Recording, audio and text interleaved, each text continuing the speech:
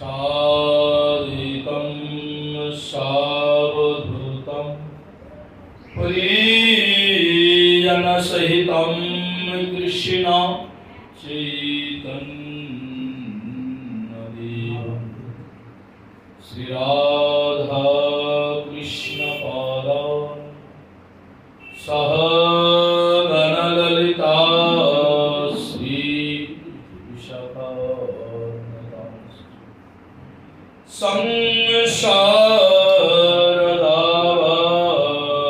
संसारदावानलदीनलूप त्रणायकारुण्यघनाघनत्वं प्राप्तस्य कल्याणगुणार्णवस्य वन्दे गुरुश्रीचरणारविन्दं गुरवे गौरचन्द्राय राधिकायै तदालये कृष्णाय कृष्णभक्ताय तद्भक्ताय आनन्दलीलामय विग्रहाय हेमाभदिव्यच्छविसुन्दराय तस्मै महाप्रेमरसप्रदाय चैतन्यचन्द्राय नमो नित्यानन्दमहं वन्दे कारनिलम्बितकुण्डलं चैतन्याग्रजरूपेण वरहाभीडं नटवरवपु पार्णयो कर्णिकारं बिभ्रतवासकनककपिशं वैजयन्तीं च मालां रन्ध्रानुवेणुरधरसुधया पूरयन् गोपवृन्दै बृन्दारण्यं सपदरमणं प्राविशति गीतगीति निगमकल्पतरोर्गलितं फलं सुपमुखात् अमृतवर्षं पीबत भागवतं रसमालयं मुहुरहो रसिका हे कृष्ण करुणा सिंधु दीनबन्धो जगत्पते गोपेश गोपिकान्त राधा तप्तकाञ्चन गौराङ्गी राधे वृन्दावनेश्वरी वृषभानुसुते देवी तमे नमामि यं प्रभयन्तमनुपेतमपेतकीर्तं दैकायनविरहकातरया जुहाव पुत्रेति तन्मयतया करवो यतिनेदु तं सर्वभूतहृदयं वृन्दावै तुलसीदेवै प्रिया वै केशवस्य च कृष्णा भक्ति परिदेवी तुलसीकाननं यत्र यत्र पद्मवनानि च पुराणं पठनं यत्र तत्र सन्निधितो वंशाकल्पतरुभ्यश्च कृपा सिन्धुभ्यैव च पतितानां पावनेभ्यो जय रूप सनातन भक्त रघुनाथ श्री गोपाल भक्त ऐ गोस्वामी हरि चरण बंदन जहाँ भीति विघ्ननाश मधुर मधुर वेदन मंगल मंगलानां सकल निगम वल्ली शतपि परिगीत श्रद्धया लीलया त्रिभुवनमात्रं तारयेत् कृष्णनाम हरे कृष्ण कृष्ण कृष्ण हरे हरे हरे राम जय राधा मदन गोपाल श्री राधा मदन गोपाल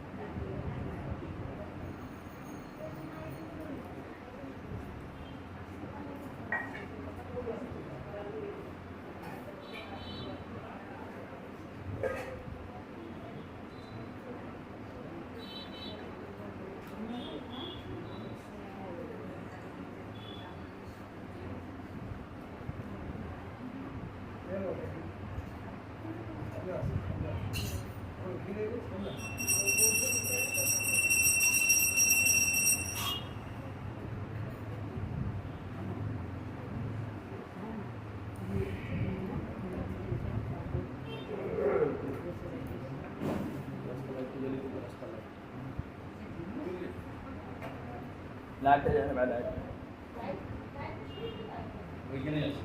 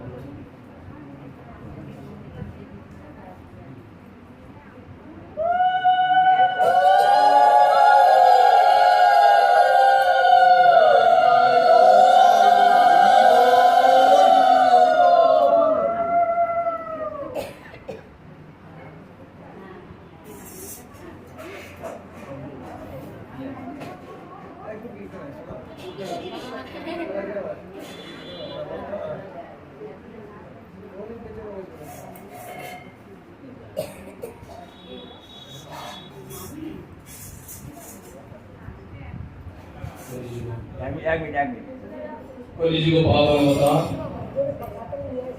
নদিয়া বিহারী শশনন্দন গৌর তার আতুল চরণ জুড়ে প্রণাম জানিয়ে আরাধ্য ভগবান শ্রী শ্রী রাধা শ্যামসুন্দর শ্রী শ্রী রাধা মদন গোপাল মোদীয় শ্রী শ্রী গুরু বিষ্ণু পাদ পদ্ম এবং ভাগবত কথা রসপিপাস রসিকজনের চরণে প্রণাম জানিয়ে আজকে আমাদের শ্রীমদ্ ভাগবত পরমহংস চূড়ামণি শ্রী সুদেব গোস্বামীপাদ মহারাজ পরীক্ষিতের নিকটে যে অমৃতময়ী শ্রীমদ্ ভাগবত কথা আলোচনা করতে প্রবৃত্ত হয়েছিলেন নৈমিষারণ্যে শৌনকাদি ষষ্ঠী সহস্র শিববৃন্দির সভায় পুরাণ আচার্য শ্রী শ্রী সুত গোস্বামীপাদ সেটি কীর্তন করেছেন। বৈশাখ মাস কেশব রথ উপলক্ষে এক মাস ব্যাপী আমাদের যে শ্রীমদ্ ভাগবত কথার আয়োজন শান্তিপুর পুরন্দর গৌর আনা ঠাকুর প্রভু সীতানাথের প্রাণ সর্বস্ব শ্রী রাধা মদন গোপালের চরণ প্রান্তে বসে আমরা সেই সব কথা শ্রবণী প্রয়াস আমরা গতকালকে পর্যন্ত শ্রবণ করেছিলাম ব্রহ্মা কর্তৃক সৃষ্টি প্রক্রিয়া এবং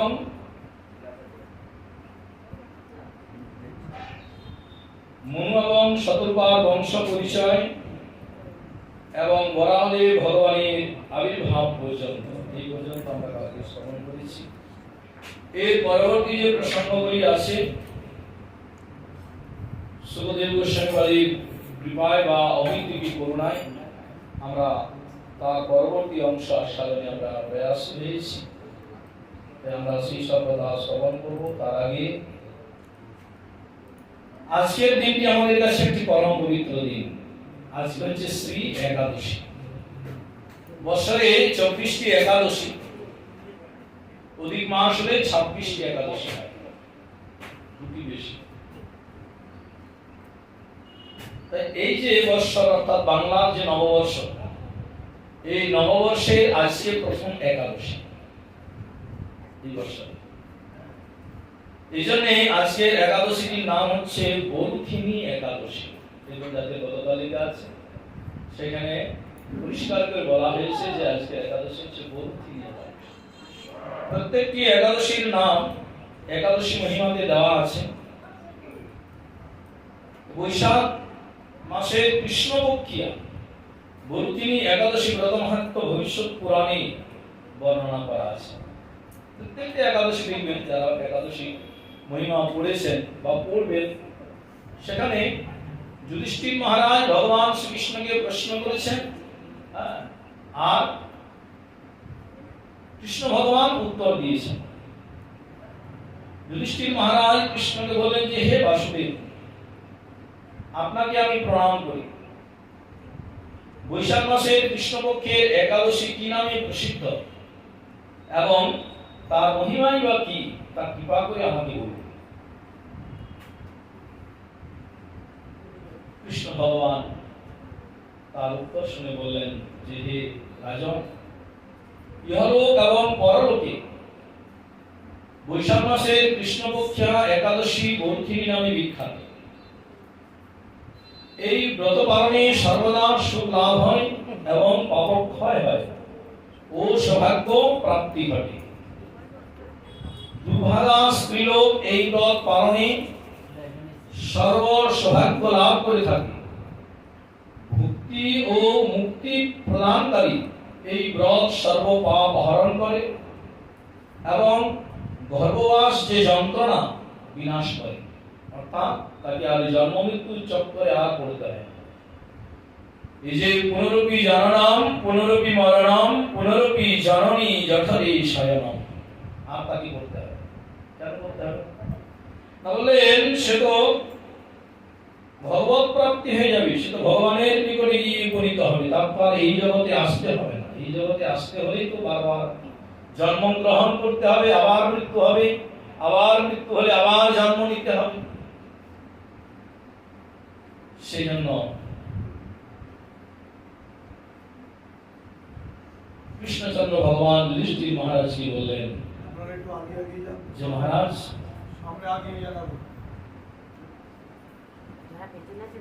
এই ব্রত প্রভাবে মান্ধাতা ধন্যবাদ আদি রাজারা দিব্য ধাম লাভ করেছেন। এমনকি মহাদেব শিব এই ব্রত পালন করেছেন। এই প্রসঙ্গে একটা কথা আপনাদের জানিয়ে রাখি, এটা আমার কথা নয়, শিবজি মহারাজের কথা। বিশেষ করে যারা শিব চতুর্দশী ব্রত করেন, অনেকে করেন না, শিবের উপোস করেন, কিন্তু দেখা যায় শিব চতুর্দশী ব্রত করেন, উপবাস করেন, শিবের মাথায় জল ঢালেন, কিন্তু একাদশী করেন না, হয় না? এরকম অনেকে করেন।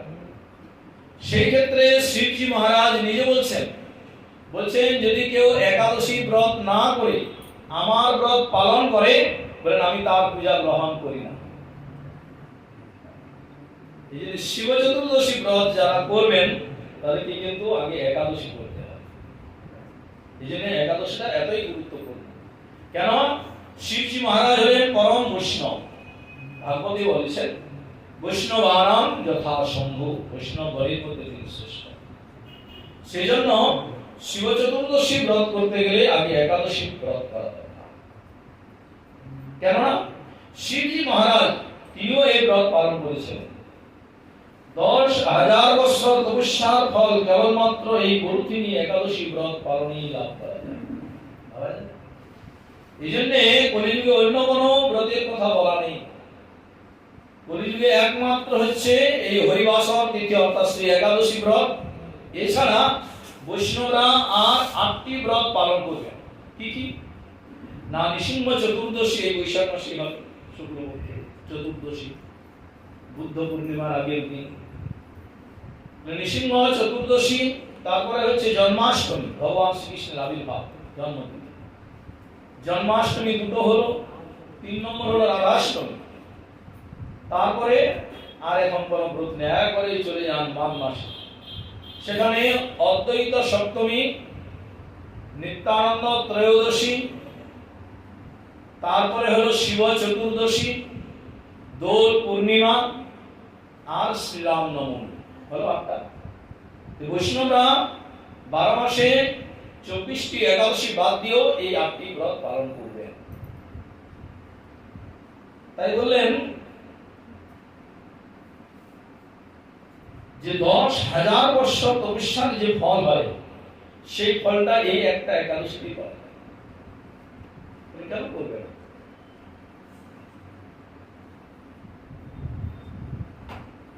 যে শ্রদ্ধাবান ব্যক্তি এই ব্রত পালন করেন তিনি ইহলোক এবং পরলোকে সমস্ত প্রকার বাঞ্ছিত ফল লাভ করেন। ভগবান শ্রীকৃষ্ণচন্দ্র যুধিষ্ঠির মহারাজকে বলেন, হে নৃপশ্রেষ্ঠ, অশ্বদান অপেক্ষা গজদান শ্রেষ্ঠ। মানে ঘোড়া দান করার চাইতে হাতি দান করা ভালো, মানে বেশি পুণ্য হবে। অশ্ব থেকে গজদান শ্রেষ্ঠ, আবার গজদান থেকে ভূমিদান শ্রেষ্ঠ। মানে হাতি যদি দান করতে না পারেন তার চাইতে বলছেন যদি কেউ ভূমিদান করে তাহলে সেটা আরো শ্রেষ্ঠ। আর তার থেকেও আরো শ্রেষ্ঠ হচ্ছে তিল দান। তিল দেখুন, বিশেষ করে পিতৃ মাতৃ সাধ্যে তিল দান হয় না, তিল দান এটা বলছেন ভূমিদান থেকে আরো শ্রেষ্ঠ। আর তিল দান থেকে শ্রেষ্ঠ কি বললেন? তিল দান থেকেও শ্রেষ্ঠ হচ্ছে স্বর্ণদান, সোনা, গোল্ড। এবং তা অপেক্ষাও দেখুন, এতগুলো দানের কথা বললেন। প্রথমে বললেন অশ্ব, ঘোড়া, তারপরে গজ হাতি, তারপরে ভূমি, তারপরে তিল, তারপরে স্বর্ণ। এই স্বর্ণদান অপেক্ষাও বলছেন অন্নদান শ্রেষ্ঠ। সোনার চাইতেও অন্ন হচ্ছে আরো দামি। কেন? সোনা খেলে তার পেট ভরবে না, অন্নে আমাদের ক্ষুধা নিবৃত্তি করে। এই জন্য অন্নদানটাকে শ্রেষ্ঠ দান বললেন। সেই জন্য বললেন অন্ন দানের মতো শ্রেষ্ঠ দান আর নেই। তাই পিতৃলোক, দেবলোক এবং মনুষ্য লোকেরা অন্নদান দানে পরিতৃপ্ত হয়। এই অন্নদান শুধু যে মানুষ পরিতৃপ্ত হন তা নয়। কারা কারা পরিতৃপ্ত হয় এই অন্নদানে? বললেন এই অন্নদানে পরিতৃপ্ত হন পিতৃলোক, দেবলোক আর মনুষ্য। এই তিন প্রকারের জাতি পরিতৃপ্ত হয় অন্নের দ্বারা। দেখবে যখন পিতামাতা মারা যায় অন্ন দিয়ে পিণ্ডদান করা হয়, দেবতাদের যখন পুজো করা হয় তখন অন্নের নৈবেদ্য দেওয়া হয় বা তন্ডুলের নৈবেদ্য দেওয়ার ব্যবস্থা আছে। আর মানুষের তো কথাই নেই। সেই জন্য বলছেন পণ্ডিতেরা কন্যাদানকে অন্নদানের সমান বলে থাকেন। এই স্বয়ং ভগবান গোদানকে অন্নদানের সমান বলেছেন। আবার গোদানটা হচ্ছে অন্নদানের সমান, অন্যের উপরে বলেননি, শ্রেষ্ঠ বলেননি। আবার এই সমস্ত প্রকার দান থেকেও এই এতগুলি যে দানের কথা বললেন, অন্নদান শ্রেষ্ঠ, গোদান শ্রেষ্ঠ, ভূমিদান শ্রেষ্ঠ, স্বর্ণদান শ্রেষ্ঠ, এতগুলি দানের মধ্যে বললেন আরো শ্রেষ্ঠ কি দান? বিদ্যা দান। বিদ্যা যদি দান করা যায় তাহলে হচ্ছে আরো বেশি শ্রেষ্ঠ। বিদ্যা দদাতি বিনয়ং বিনয়াৎ জাতি পাত্রতাম পাত্রতাৎ ধনমাপ্নোতি ধনার ধর্মততো সুখম। আজকে আপনি একজনকে অন্ন দান করবেন, খাবে, কালকে ভুলে যাবে, আপনার কথা মনে থাকবে না। কিন্তু যদি কাউকে আপনি বিদ্যা দান করেন সেটা কোনোদিন ভুলবে না, বরং দিন দিন সেটা বর্ধিত হবে। তাই বলেন বিদ্যাদান শ্রেষ্ঠ। কিন্তু বললেন এই বরুথিনী শ্রী একাদশী ব্রত পালনে সেই বিদ্যাদানের সমান ফল হয়ে থাকে। আজকে যে একাদশী, বৈশাখ মাসের কৃষ্ণপক্ষে একাদশী, বৎসরের প্রথম একাদশী আজকে। এই জন্য আমরা এর আগেও একাদশী সম্পর্কে আলোচনা হয়েছে যে একাদশী কোনো একাদশী ছোট নয় এবং কোনোটাই বড় নয়, প্রত্যেকটি একাদশী সমান মহিমা। এমনকি একাদশী বিধবারা করবেন, সধবাদের করা চলে না বা করতে নেই, না করলেও হয়, এরকম শাস্ত্রে কোথাও বলা নেই। একাদশী সকলের জন্য, কি স্ত্রী, কি পুরুষ, কি বালক, কি বৃদ্ধ, কি সধবা, কি বিধবা, এরকম করে কোনো আলাদা করা নেই, সকলের জন্য। এমনকি আমাদের একটা ধারণা আছে যে একাদশী বলে বৈষ্ণবরাই করবেন। বৈষ্ণব সমস্ত সম্প্রদায়ের জন্য একাদশী। কি বৈষ্ণব, কি ব্রাহ্মণ, কি শাক্ত, কি বৈশ্য, কি শূদ্র সবাই করবে। এমনকি গানপত্য, সৌর, শাক্ত সবাই, তাদের জন্য নয় এই করবে ও করবে না এরকম বলা নেই, সকলের জন্য একাদশী। অন্তত পক্ষে যদি কেউ অসমর্থ হয়, করতে না পারেন, বলেন তাহলে অন্তত পক্ষে অন্নটা পালন করবে। অন্নটা একবারেই গ্রহণ করা যাবে না একাদশীতে। অন্ন গ্রহণ আর অন্নদান দুটোই নিষেধ। তাই বলেন কি পাপমতী যে সব মানুষ কন্যার উপার্জিত অর্থে জীবন ধারণ করে, পুণ্যক্ষয়ে তাদের নরক যাতনা ভোগ করতে হয়। তাই কখনো কন্যার উপার্জিত অর্থ গ্রহণ করা উচিত নয়। যে ব্যক্তি বিভিন্ন স্বর্ণালঙ্কার সহ কন্যা দান করেন, তার পুণ্যের হিসাব স্বয়ং চিত্রগুপ্ত করতে অসমর্থ হন। কেন নয় সেটা বলা আছে, যে কন্যাকে আপনি দান করছেন, দান করছেন তো, এই জন্য দানের বস্তু কখনো গ্রহণ করা উচিত। এই জন্যে বলা হয়েছে। আগেকার দিনে এমনও নিয়ম ছিল, আমরা জানি, যে যখন মা বাবারা যেতেন মেয়ের বাড়ি, সঙ্গে করে চিড়ামুড়ি কেটে বেঁধে নিয়ে যেতেন। কেন না মেয়েটা নেবেন না, কেন মেয়েকে দান করছে, এই জন্য, অন্য কোনো অপরাধ নয়। তাই বলে মেয়েকে ছোট করেন না, এই জন্য কেন তারা সেই শাস্ত্র বাক্যগুলিকে পালন করেছেন, এই জন্য বলেছেন।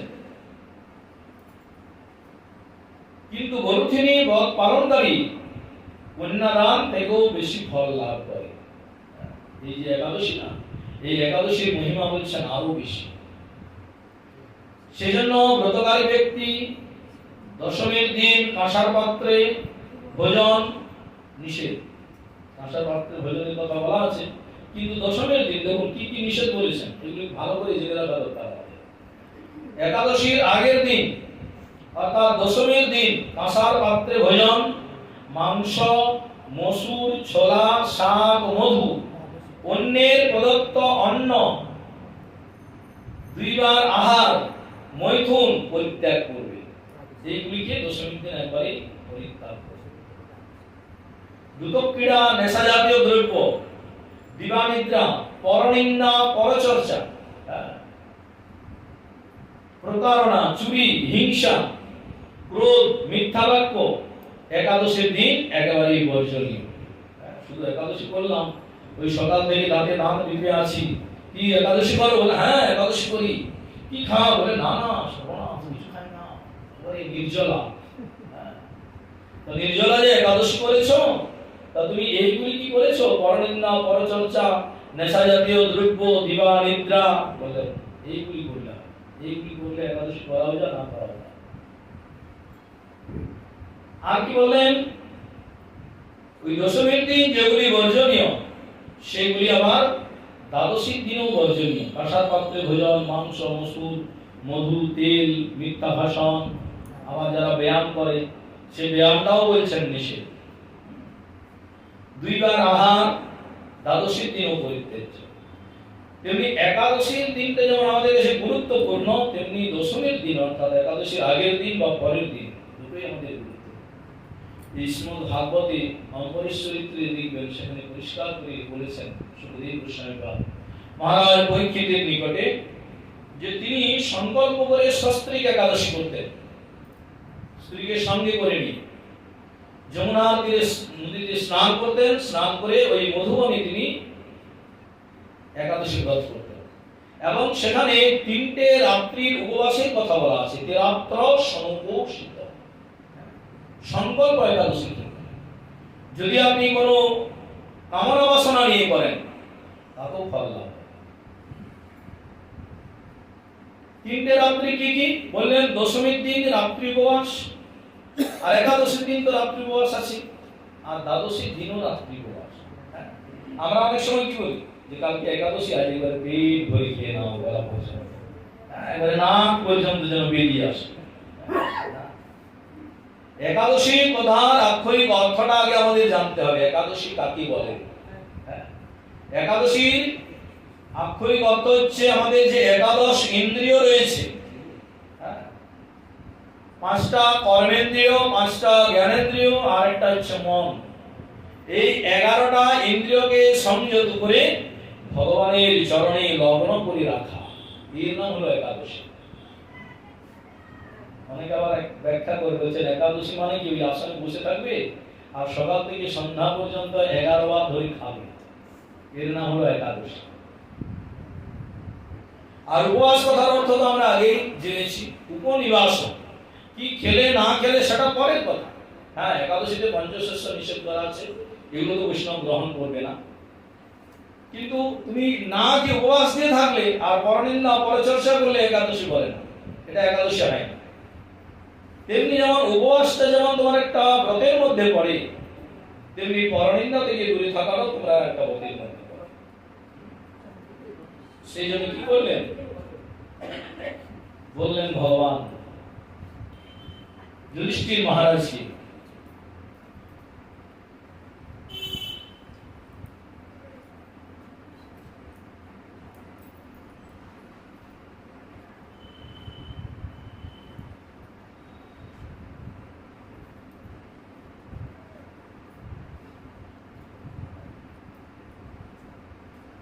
কি করবেন বললেন, হে রাজন, এই বিধি অনুসারে বরুচিনী ব্রত পালনে সকল প্রকার পাপের বিনাশ এবং অক্ষয় গতি লাভ হয়। এই একটা একাদশী যদি ঠিক ভাবে করা যায়, এই জন্য একাদশী অনেকে বলেন দুটো করি, চারটে করি, এরকম নয়, প্রত্যেকটা একাদশী করার নিয়ম।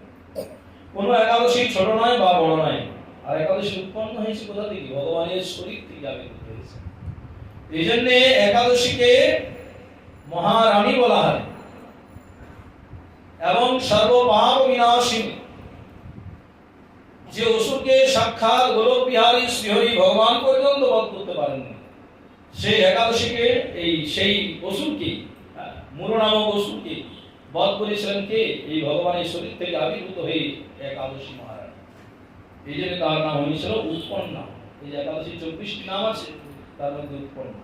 এই জন্য একাদশী একবার ভগবান কি করেছিলেন না, জগতে যত রকম পাপ আছে, গো হত্যা, ব্রহ্ম হত্যা, স্ত্রী হত্যা, পশু হত্যা থেকে আরম্ভ করে যত যত পাপ হতে পারে জগতে, সব পাপগুলি একত্রিত করে ভগবান একটি পাপ পুরুষ তৈরি করেছেন, তৈরি তো করেছেন। এখন তিনি বলছেন যে প্রভু আপনি তো আমাকে তৈরি করেছেন, কিন্তু আমাকে জায়গা দিন, আমি থাকবো কোথায়? কোনো থাকার জায়গা নেই। বলো তো বিহারী শ্রী ভগবান তখন চিন্তায় পড়ে গেলেন, সত্যি তো আমি একজনকে সৃষ্টি করেছি, কিন্তু তাকে জায়গা দিতে হবে। যেমন ব্রহ্মা সৃষ্টি করেছেন মনু শতরূপাকে, তারপরে মনু শতরূপার থেকে 5টি সন্তান হয়েছে, বংশ বিস্তার হচ্ছে। এখন এদিকে তো থাকতে জায়গা দিতে হবে, খেতে দিতে হবে। সেই জন্যই তো বরাদে ভগবান আবির্ভূত হয়ে জলের তলায় গেলেন, গিয়ে পৃথিবীকে উদ্ধার করতে সচেষ্ট হলেন। এই পর্যন্ত আমরা কাজ শুনছি। তেমনি ভগবান সমস্ত পাপ দিয়ে পাপপুরুষ তৈরি করলেন, কিন্তু তাকে থাকতে জায়গা দিলেন কোথায়? তখন সে বলছেন প্রভু আমাকে জায়গা দিন। চিন্তা করে ভুল পাচ্ছেন ভগবান, কোথায় জায়গা দিবেন, কোথায় রাখবেন? তখন তিনি চিন্তা করে ঠিক করলেন, বললেন তুমি এক কাজ করো, কি না তুমি একাদশীর দিন অন্নের মধ্যে প্রবেশ করবে। এই জন্যে একাদশীর দিন যদি কেউ অন্ন গ্রহণ করে আর কাউকে অন্ন দান করে, তাহলে আর পাপ করতে হয় না, সমস্ত পাপ তার শরীরে প্রবেশ করে। কেন না, ওই সমস্ত পাপ অর্থাৎ পাপ পুরুষ একাদশীর দিন অন্নের মধ্যে প্রবেশ করে। সেই জন্য কি হয় না, একাদশীর দিন অন্ন গ্রহণ করলে সমস্ত পাপ তার শরীরে প্রবেশ করে। কিন্তু এখানে একটা খুব গুরুত্বপূর্ণ কথা বলেছে হরিভক্তি বিলাসে, একাদশী প্রসঙ্গে বলছে যে একাদশীতে যদি কেউ অন্ন গ্রহণ করে, তাহলে যে গ্রহণ করবে সেই গ্রহণকারীর ব্যক্তির পাপ হবে। কিন্তু একাদশীতে এমন একটা কর্ম আছে যেটা করলে 3 জনের নরকে গতি হবে। কি বলেছেন? বললেন পিতা মাতা বা আত্মীয় স্বজন কেউ মারা গেছেন, অনেক সময় হয় দেখবেন তার শ্রাদ্ধ দিনটা পড়েছে একাদশীর দিন। পুরোহিতের কাছে বিধান চাপ বলে না ওই দিনই করতে হবে, কিন্তু হরিভক্তি বিলাসে পরিষ্কার করে বলা আছে যে একাদশীর দিন শ্রাদ্ধ করা যাবে না। তাহলে কি করবেন? যদি করা না যায় বলেন পরের দিন দ্বাদশীর দিন করবেন। একাদশীর দিন শ্রাদ্ধ সম্পূর্ণরূপে নিষিদ্ধ বলেছেন। করলে কি হবে বলে, যদি কেউ করে না কথা শুনে, শাস্ত্রের বাক্য না শুনে, তাহলে 3 জনের নরকে গতি হবে। কার কার হবে? ত্রয়ন্তে নরকং জান্তি দাতা ভোক্তা পরিতপ। দাতা মানে যিনি দান করছেন, ছেলেই হোক মেয়েই হোক, হ্যাঁ নাতি হোক, তার নরকে গতি হবে দাতা। আর ভোক্তা মানে যাকে দিচ্ছেন সারা জীবন একাদশী করে গেলেন, অথচ একাদশীর দিন তাকে অন্ন দিয়ে পিণ্ডদান করে দিলেন, কি হলো? তার সারা জীবন ভোর এত কষ্ট করে যে একাদশী করা সেটা বেকার হয়ে গেল, তারও নরকে গতি হয়ে গেল। তাহলে দাতার হলো, ভোক্তার হলো, আর একজন কে বললেন পরে তক মানে পুরোহিত, হ্যাঁ, যিনি আপনাকে ওই কাজটা করতে সহযোগিতা করছেন বা বসে বসে মন্ত্র পাঠ করে করাচ্ছেন, তিনিও বাদ যাবেন না, তিনি তো দান দক্ষিণাগুলো নিয়ে যাবেন বেঁধে। সেই জন্য এই তিনজনের নরকে গতি হবে, ত্রান্তে নরকং জানতি, দাতা ভোক্তা পরে তক। সেই জন্য ভগবান কৃষ্ণচন্দ্র যুধিষ্ঠির মহারাজকে বললেন যে হে রাজন, এই বিধি অনুসারী বরুথিনী ব্রত পালনে সকল প্রকার পাপের বিনাশ এবং অক্ষয় গতি লাভ হয়। যিনি হরিবাসরে রাত্রি জাগরণ করে ভগবান জনার্দনের পূজা করেন, তিনি সর্বপাপ মুক্ত হয়ে পরম গতি লাভ করেন। শুধু একাদশী না, একাদশী করে যিনি আবার বলছেন ওই হরিবাসর মানে রাত্রি জাগরণ করেন, রাত্রি জাগরণের আরো অধিক ফল।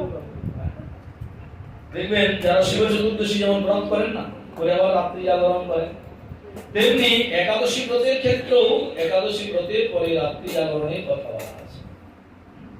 অর্থাৎ হরিবাসর 4 প্রহরে ভগবানের 4 বার পূজা করবেন। এখনো নিয়ম আছে, অনেকে করেন, যদি কেউ করেন তার ফল কিন্তু এখনো পাবেন। তাই কি করলেন কৃষ্ণচন্দ্র ভগবান যুধিষ্ঠির মহারাজকে বলেন, তাই সূর্যপুত্র যমরাজের যাতনা থেকে পরিত্রাণের জন্য পরম যত্নে এই একাদশী ব্রত পালন করা কর্তব্য। যদি কেউ মনে মনে ভাবেন যে না আমি ওই জমপুরীতে যাব না, সংযমনীপুরীতে যাব না, জমনাথ লোকে আমি যাতে না যেতে পারি, যাতে আমার না হয়, সেই জন্য একাদশী ব্রত পালন করা একান্ত কর্তব্য। বরুথিনী একাদশীর ব্রত কথা শ্রদ্ধাভাবে পাঠ বা শ্রবণ করলে, দেখুন ব্রত করলে তো ফল আলাদা, কিন্তু বলছেন এই একাদশীর ব্রত যদি মহিমা কেউ শ্রবণ করেন বা যদি কেউ পাঠ করেন, এই জন্য একাদশী করার সঙ্গে সঙ্গে একটু শুনতেও হয়, আবার পাঠও করতে হয়। পাঠ করতে পারলে ভালো, না পারলে শুনলেন। এখন তো কত ব্যবস্থা হয়ে গেছে, এখন ফোন খুললেই দেখবেন সমস্ত একাদশীর মহিমা আপনি সার্চ করবেন, পেয়ে যাবেন, কত সহজ হয়ে গেছে। তাই কি করলেন, বললেন যদি কেউ শ্রদ্ধা সহকারে এই একাদশী ব্রত কথা পাঠ বা শ্রবণ করেন, তাহলে কি হবে না সহস্র গোদানের ফল লাভ হয়, একটা দুটো নয়, সহস্র, এবং সর্বপাপ থেকে মুক্ত হয়ে তার বিষ্ণু লোকে গতি হয়। এই জন্য একাদশী যারা করেন না, তাদেরকে এই জম লোকে যেতে হয় না, তাদের ভগবত লোকে গতি হয়। বলো একাদশী মহারানী কি। এই জন্য একাদশীর এতই মহিমা। তাই আমরা আজকে বৈশাখ মাস কৃষ্ণপক্ষের একাদশী, আজকের একাদশীর নাম হলো বরুথিনী একাদশী। তাই আমরা আজকে এই একাদশীর মহিমা জাস্ট সামান্য আমরা শ্রবণ করলাম। এরপরে যে প্রসঙ্গ আমরা যে ধারাবাহিক পাঠে ছিলাম সেই কথায় আমরা প্রবেশ করব। গতকালকে আমরা শ্রবণ করেছিলাম বরাহদেবীর ভগবানের আবির্ভাব প্রসঙ্গ। তিনি আবির্ভূত হলেন কোথা থেকে না ব্রহ্মার নাসিকা থেকে। ব্রহ্মা চিন্তিত হয়েছিলেন, সেই জন্য তার চিন্তা থেকে বরাহদেব ভগবান তার নাসিকা থেকে একটা ছোট্ট বরাহ মূর্তি শস্য পরিমাণ মাটিতে করলেন, আর পড়ার সঙ্গে সঙ্গে বিশাল লাভ হয়ে কি করলেন, তিনি সেই জলরাশির মধ্যে গিয়ে প্রবেশ করলেন। যেই না জলের নিচে গেলেন, চারিদিকে তো তখন জল আর জল, ঘর বাড়ি কিছুই ছিল না, মাটিই ছিল, ঘর বাড়ি হবে কোথা থেকে?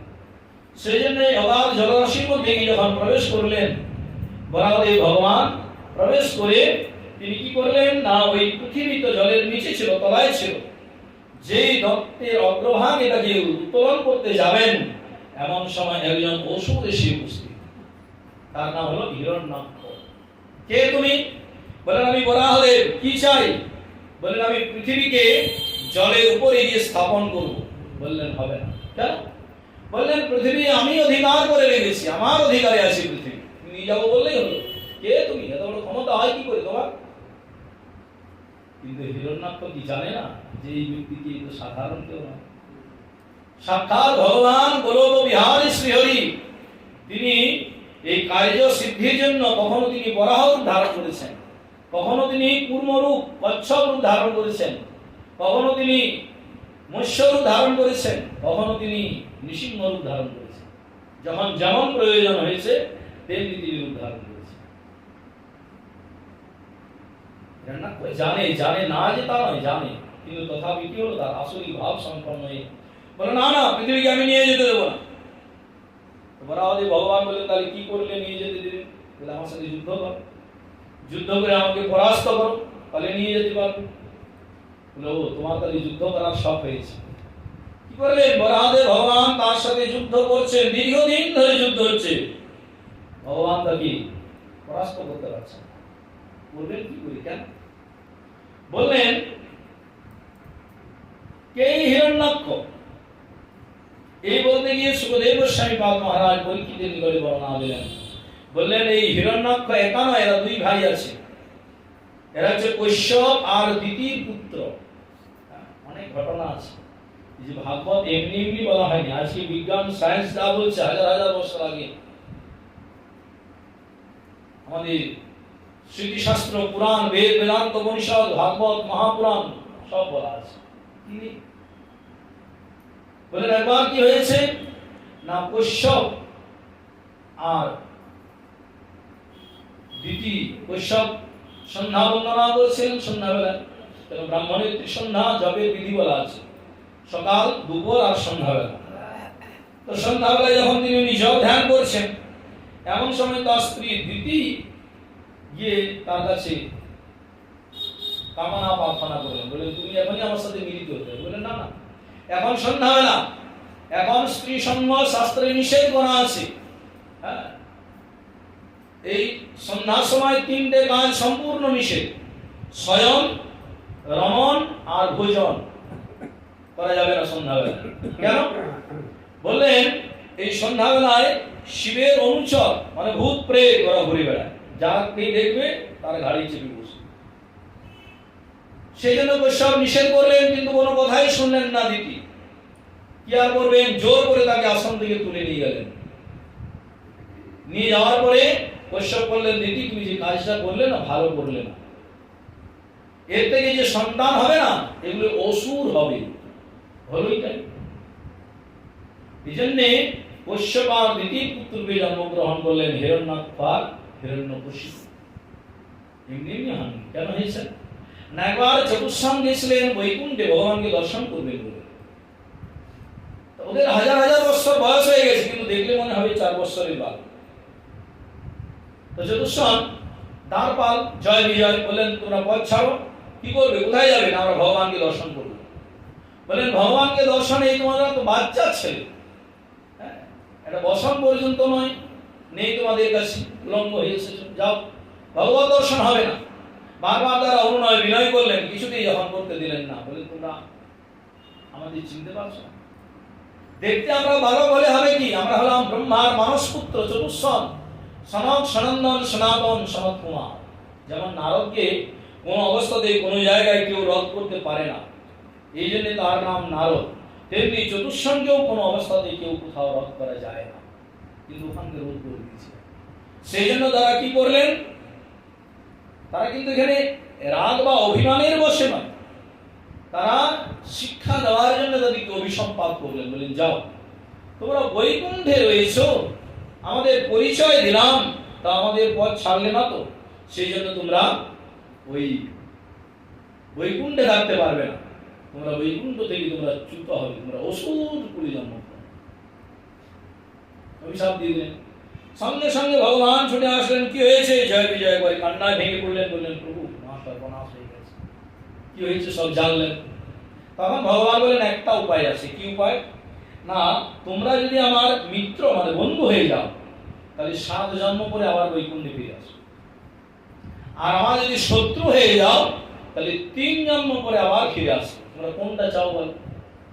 তখন জয় বিজয় চিন্তা করলেন, বলেন প্রভু 7 জন্ম, অতদিন অপেক্ষা করা যাবে না। তাই বরং আপনার শত্রু হয়েও আমরা যাব, কিন্তু 3 জন্ম পরেই যেন আমরা বৈকুণ্ঠে আবার ফিরে আসি। তখন ভগবান বলেন ঠিক আছে যাও তাহলে। এই জন্য প্রথম জন্ম হলো এই হিরণ্যাক্ষ আর হিরণ্যকশিপু, দ্বিতীয় জন্ম হলো রাবণ, কুম্ভকর্ণ, আর তৃতীয় জন্ম হলো শিশুপাল আর দন্তবক্র। এই 3 জন্ম পরে তারা আবার বৈকুণ্ঠে ফিরে গেছিলেন। সেই জন্য কি করলেন, এই হিরণ্যাক্ষ আর হিরণ্যকশিপু এরা আর কেউ নয়, এরা হচ্ছে বৈকুণ্ঠের দ্বারপাল জয় বিজয়। চতুর্শনের অভিশাপে এরা হয়েছে। অভিশাপ মানে কি? অভিশাপ দেওয়া মানে তাদেরকে শোধন করা। প্রকৃত সাধু যদি কাউকে অভিশাপ দেন, তার মানে কি? তার পিছনে কোনো উদ্দেশ্য রয়েছে। তারণ ভর্ষণ হচ্ছে কৃপার লক্ষণ। সাধু গুরু বৈষ্ণব কখনো কাউকে কি করেন? আশীর্বাদ করে কৃপা করেন, আবার কখনো তাকে অভিশাপ দিয়ে কৃপা করেন। কৃপা দুইভাবে হয়, আশীর্বাদ দিয়েও হয়, আবার অভিশাপ দিয়েও হয়। কিভাবে? আমরা এই ভাগবত শুনলেই বুঝতে পারি। এইভাবে বর্ণনা দিলেন। তাই বরাহদেব ভগবান যার সাথে যুদ্ধ করছেন, এই যে হিরণ্যাক্ষ, সে তো ওই জয় বিজয়ের এক ভাই। সেজন্য তার পরিবারের সাথে যুদ্ধ করছেন। করতে করতে কি করলেন, বরাহদেব ভগবান দেবতারা সব কিন্তু দেখছে অলক্ষ্যে, তাহলে জয়কার করছেন না কেন? তার মনে মনে ভাবছে আমরা যদি ভগবানের জয় দিই, আর এই হিরণ্যাক্ষ যদি ভগবানকে পরাস্ত করে, তাহলে তো আমাদেরকে আর এক রাখবে না। সেই জন্য আগে ভালো করে নিশ্চিত হয়ে জেনে তারপর আমরা জয় করবো। দেখছেন, এই করতে করতে কি করলেন না, বরাহদেব ভগবান তিনি হিরণ্যাক্ষকে যুদ্ধের দ্বারা পরাস্ত করার মতো বধ করলেন। যেই বধ করলেন, দেবতারা জানতে পারলেন যে ভগবানের হাতে তার প্রাণ বাউলা চলে গেছে, তখন তারা বরাহদেব ভগবানের জয়গান করলেন। কি বললেন? বলো বরাহদেব ভগবান কি জয়। তখন বরাহদেব ভগবান ওই জলের নিচ থেকে, এই পৃথিবী, এই যে আমরা যেখানে বসে আছি, মাটি ছিল না, এটা জলের নিচে ছিল। বরাহদেব ভগবান নিয়ে আসছেন। কিভাবে? বর্ণনা দিয়েছেন কবি জয়দেব বিদ্যাপতি তার দশাবতার স্তোত্রে বর্ণনা দিয়েছেন। দশম শিখরে, অর্থাৎ দাঁতের সামনে যেটা দাঁত রয়েছে, সেই দাঁতের অগ্রভাগে রয়েছে পৃথিবী। দশম শিখরে ধরণী তবলগ্না, মানে ধরণী মানে হচ্ছে পৃথিবী। তাহলে তার দাঁতটাই বা কত বড়, আর তার দেহটাই কত বড়। যে দাঁতের অগ্রভাগে, মানে দাঁতের উপরে পৃথিবীটা রয়েছে, এইভাবে নিয়ে আসছে। দশম শিখরে ধরণী তবলগ্না, কেশব ধৃত সুকর রূপ জয় জগদীশ। নিয়ে আসলেন বরাহদেব ভগবান। নিয়ে এসে কি করলেন? ওই পৃথিবীকে জলের উপরে স্থাপনা করলেন। ব্রহ্মা তো চিন্তায় ছিলেন যে আমার সৃষ্ট প্রাণী থাকবে কোথায়, খাবে কি? এই জন্যে ভগবান বলেছেন যে আমার যদি কেউ চিন্তা করে, তার চিন্তা আমি করি। ব্রহ্মাকে আর চিন্তা করতে হলো না। তখন ব্রহ্মা দিলেন ভগবান পৃথিবী সৃষ্টি করেছেন, তাহলে পৃথিবীতে থাকবে আমার সৃষ্ট প্রাণীগণ। তখন তাদেরকে সেখানে রাখলেন, জায়গা দিলেন। এই জন্য আমাদের বলা হয় যে পৃথিবীর 3 ভাগ জল আর 1 ভাগ স্থল। কিন্তু ভালো করে যদি দেখা যায়, তাহলে 3 ভাগের বেশিটাই জল আর 1 ভাগের কমটা হচ্ছে স্থলভাগ। কিন্তু এটা ছিল না, এটা জলের নিচে ছিল। তাহলে পৃথিবীকে আবিষ্কার কে করলেন? বলেন সবচেয়ে বড় ইঞ্জিনিয়ার হলেন বরাহদেব ভগবান। হ্যাঁ, এত কিছু তো এখন আবিষ্কার হচ্ছে, কিন্তু পৃথিবীকে যিনি আবিষ্কার করেছেন তিনি হচ্ছেন ভগবান। তবেই তো তিনি ভগবান। এইভাবে পৃথিবীকে সৃষ্টি করলেন। কিন্তু এর অনেক নাম। প্রশ্ন আসে, পৃথিবীকে মেদিনী কেন বলা হয়? মেদিনী বলা হয় না, কেন বলা হয়? বলা হয় আমরা জানি, কিন্তু কেন বলা হয় সেটা আমরা অনেকেই জানি। কেন বলা হয়? বলেন ওই যে দেবী দুর্গা পার্বতী মধু এবং কৈটবকে যে বধ করেছিলেন না, চণ্ডীতে আছে, যারা চণ্ডী পাঠ করেন তারা জানেন। তা সেইখানে তাদেরকে যখন বধ করলেন, তাদের শরীর থেকে যে মেঘটা বেরিয়ে আসলো, সেই মেঘ থেকে এই পৃথিবীর সৃষ্টি হলো। তখন স্থলভাগ ছিল না, চারদিকে জল আর জল। সেই জন্য এই পৃথিবীর সৃষ্টি হলো বলে একে মেদিনী বলা হয়। মেঘ থেকে তৈরি হয়েছে। অনেক নাম, এর নাম হলো বসুন্ধরা। যাই হোক, এইভাবে বর্ণনা দিলেন। তাহলে হিরণ্যাক্ষ বধ হয়ে গেল। হিরণ্যাক্ষ বধ হয়ে যাওয়ার পরে তার যে আরেক ভাই রয়েছে হিরণ্যকশিপু, সে যখন সংবাদ পেল, কি করলো? না সে মন্দার পর্বতের পাদদেশে গিয়ে কঠোর তপস্যায় বসে গেল। কেন না আমার ভাইকে যে হত্যা করেছে আমি তার প্রতিশোধ নেব।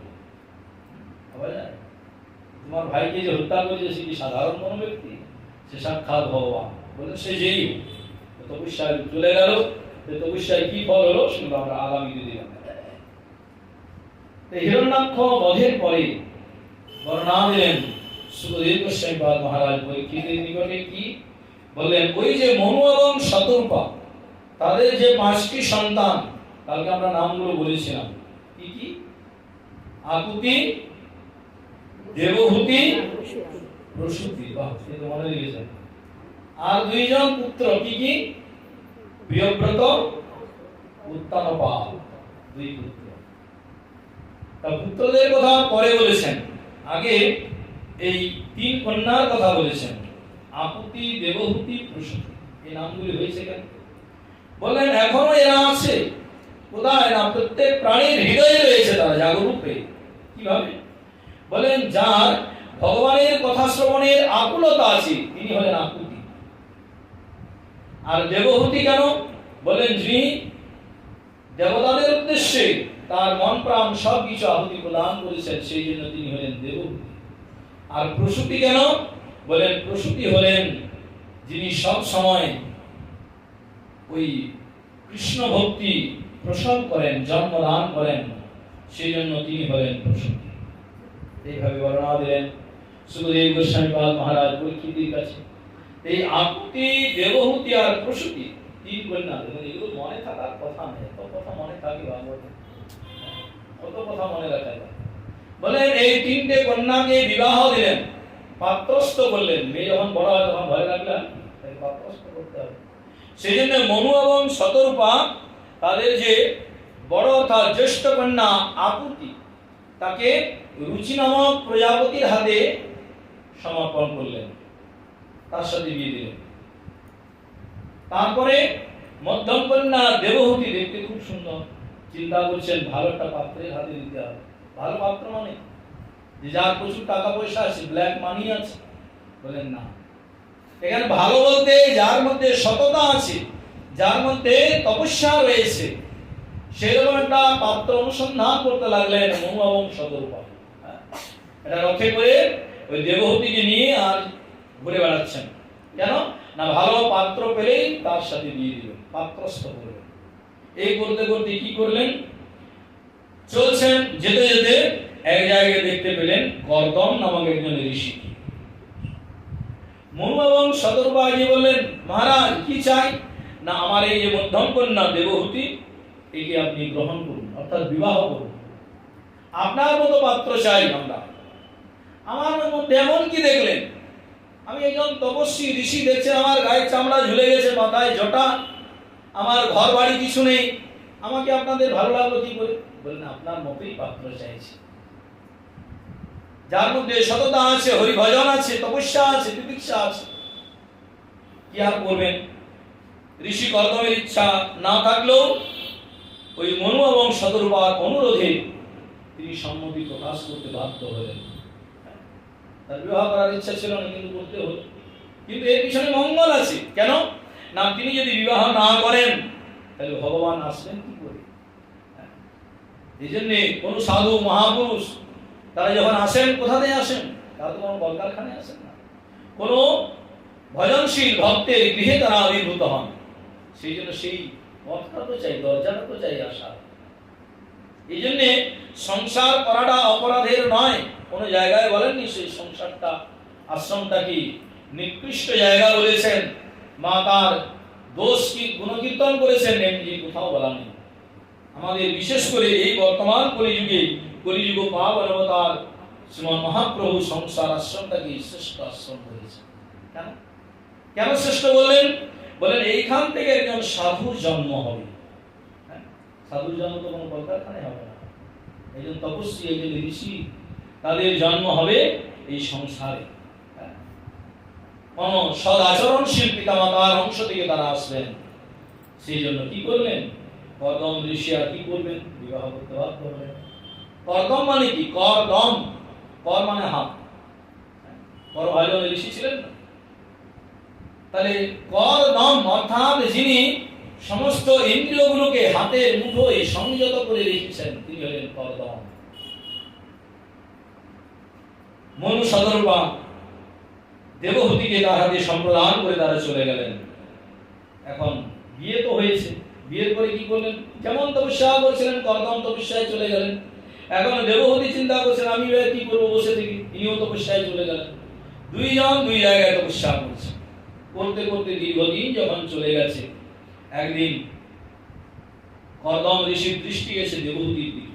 কি হলো দেবহূতি, আমাদের তো বিবাহ হয়েছে কিন্তু সংসার তো হয়নি, তো তুমি কি সংসার করতে চাও? বলেন হ্যাঁ চাই। বলেন যাও তুমি সরোবর থেকে স্নান করে এসো। কেন? মানে যুগ যুগ ধরে তপস্যা করছেন, কত হাজার বছর চলে গেছে, তার কোনো ইয়ত্তা নেই। সেই জন্য ভজন করতে করতে কি হয়েছে, তাদের গায়ের চামড়া ঝুলে গেছে, মাথায় জটা হয়ে গেছে, স্নান নেই, আহার নেই। কেন? তপস্যা রয়েছে তাই ফল। তখন আর কি করবেন? করদম ঋষির কথা শুনে দেবহূতি একটি সুন্দর সরোবর ছিল, সেখানে স্নান করতে গেলেন। যে স্নান করতে নেমেছেন দেখছেন স্নান তাকে আর করতে হচ্ছে না। কেন না? অজস্র দেবকন্যাগণ তারা তাকে স্নান করিয়ে দিচ্ছে। এই জন্য যারা ভজন করেন ঠিক ঠিক যদি ভজনটা হয়, তাহলে বাকি কর্মগুলো করার জন্য দেবতা মুনি ঋষি তারা বসে আছে, তারা আপনার সহযোগিতা করবেন।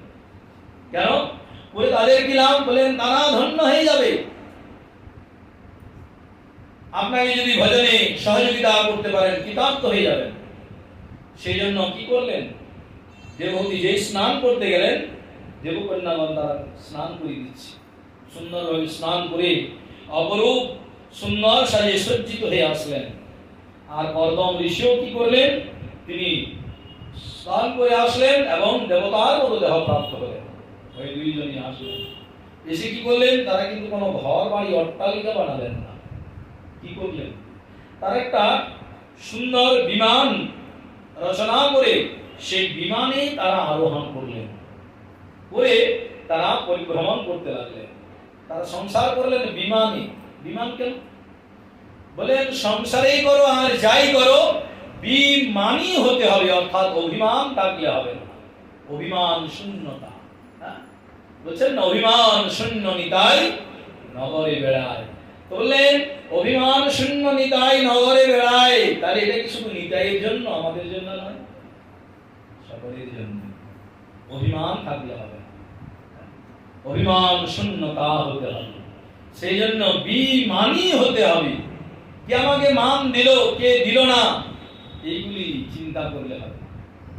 সব যেগুলি পরিহার করতে হবে, করে এক মনে এক প্রাণে ভগবানের ভজনে নিজেকে মনোনিবেশ করতে হবে। তবেই জীবন ধন্য হবে, তবে এই মানব জীবন সার্থক হবে। এইভাবে বিমানী হয়ে তারা বিমানে আরোহণ করে পরিভ্রমণ করতে লাগলো। করতে করতে কি হলো না, এক এক করে তাদের 9টি কন্যার জন্ম হলো। 9টি কন্যা মানে নববিধা ভক্তি। শ্রবণম কীর্তনম বিষ্ণু স্মরণম পাদ সেবনম অর্চনম বন্দনম দর্শম সক্ষম আত্মনিবেদনম ইতি পুংসার্পিতো বিষ্ণু ভক্তিশ্চেন্নবলক্ষণা। এই হলো ভক্তির 9টা লক্ষণ। কি লক্ষণ?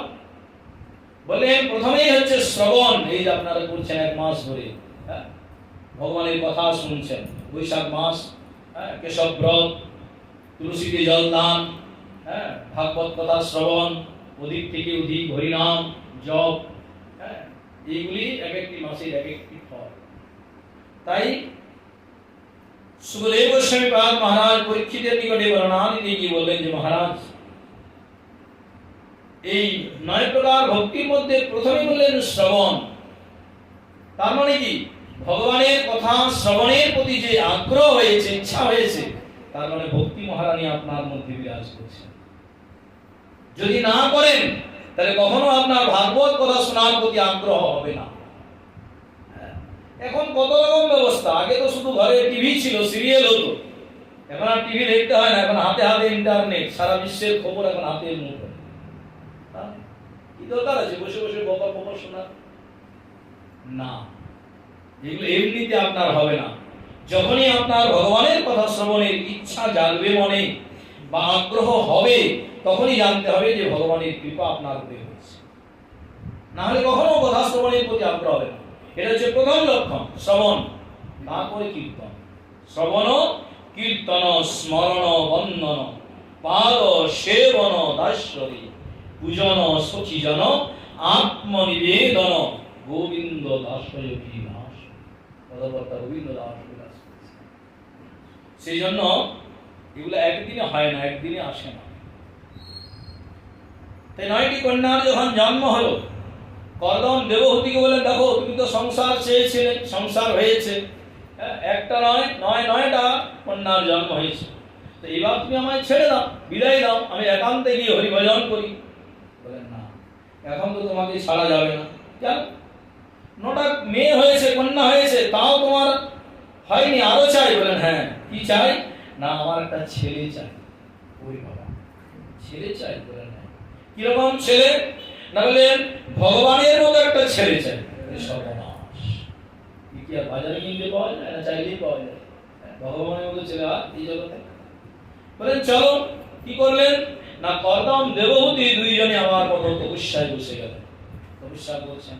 করতে করতে এত কঠোর তপস্যা করলেন যে তাদের তপস্যায় প্রীত হয়ে সাক্ষাৎ গোলক বিহারী শ্রী হরি ভগবান তাদের নিকটে এসে উপনীত হয়ে গেলেন। শুধু হলেন না, হয়ে বললেন বলো তোমরা কি চাও? কর্দম ঋষি কিছু বললেন না, তিনি চুপ হয়ে আছেন। কেন?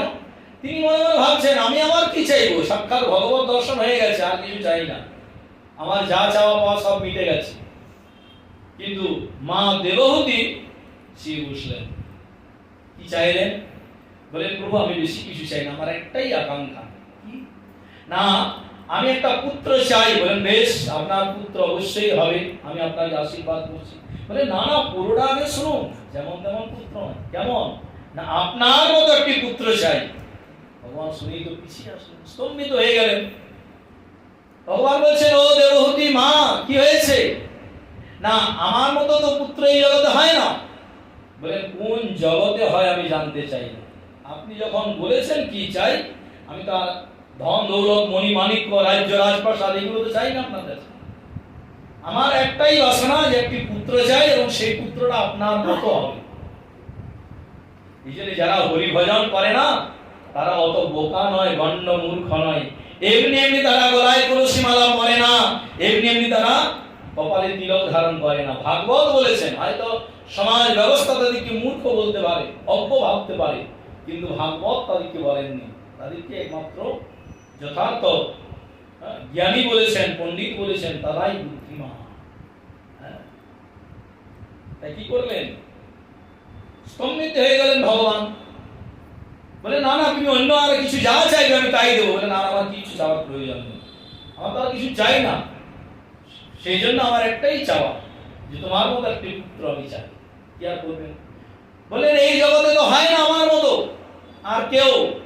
দেবহূতি বলেন কোন জগতে হয় আমি তো জানতে চাই না, জানতে চেয়েছি আপনার কাছে, জানতে চাই না। সেই জন্য আপনি কি করে দেবেন, কিভাবে দেবেন সেটা আপনার ব্যাপার।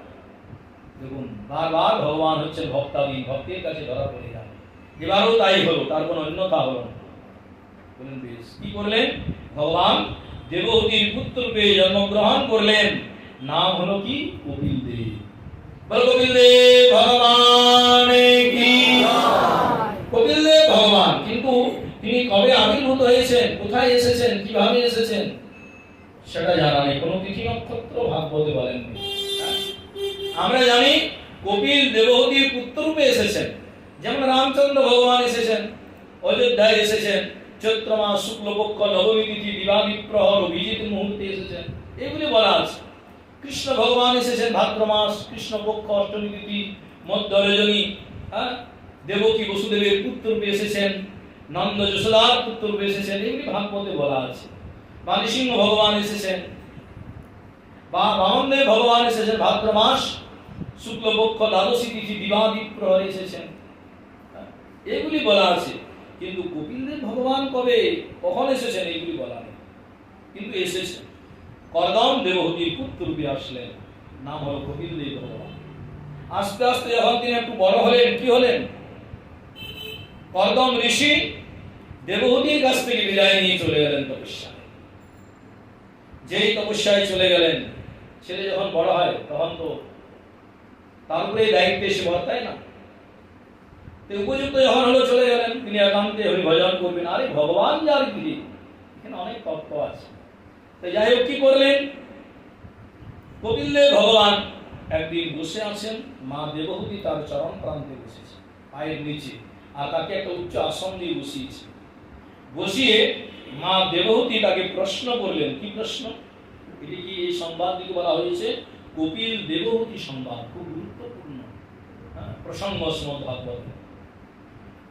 দেবতী মা তাকে বসিয়ে প্রথমে কেন মনে মনে তাকে প্রণাম জানালেন। ছেলেকে কোনো মা প্রণাম করে?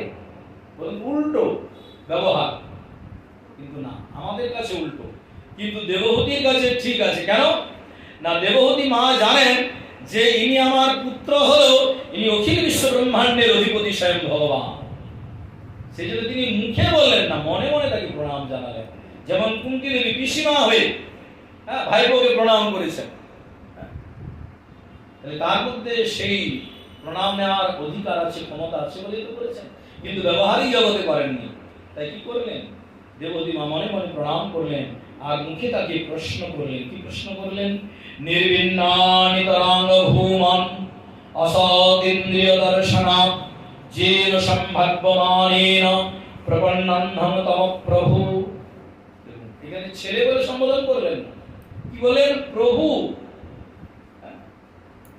নির্বিন্না নিতরাং ভূমন অসৎ ইন্দ্রিয় দর্শনা, আমার মধ্যে যে অসৎ ইন্দ্রিয়গুলো রয়েছে, কামনা, বাসনা, দুর্বাসনা, এই যে আমরাই ধরুন এত হরিকথা বলছি, এত হরিকথা শুনছি, শুনেও তো আমাদের সেই মনের পরিবর্তন হচ্ছে না। তাই মনের যতক্ষণ পরিবর্তন না হয় ততক্ষণ যতই কথা শুনুন না কেন, কথা শুনে কোনো লাভ। কথা শুনে হরি ভজন করে মনের পরিবর্তন ঘটাতে হবে। যেদিন মনের পরিবর্তন ঘটবে সেদিন জানবেন আপনার হরি ভজন করাটা সার্থক হয়েছে, হরি কথা শোনাটা সার্থক হয়েছে। তাই কি বললেন? যে আমার এই অসৎ ইন্দ্রিয় দর্শনা যেন সম্ভাব্যমানেন প্রপন্নন্ধম তম প্রভু। হে প্রভু, আপনি আমাকে কৃপা করে বলুন। আজকে কিন্তু ছেলে মা সম্পর্ক নেই, আজকে গুরু শিষ্যের সম্বন্ধ। ছেলেকে উচ্চ আসনে বসিয়েছেন আর মা পায়ের নিচে বসে আছেন মাটিতে। কেন? যার কাছ থেকে পারমার্থিক জগতের শিক্ষা লাভ করা যায়, সে যদি বয়সে ছোট হয় তাকে গুরু বলে সম্মান করতে হয়।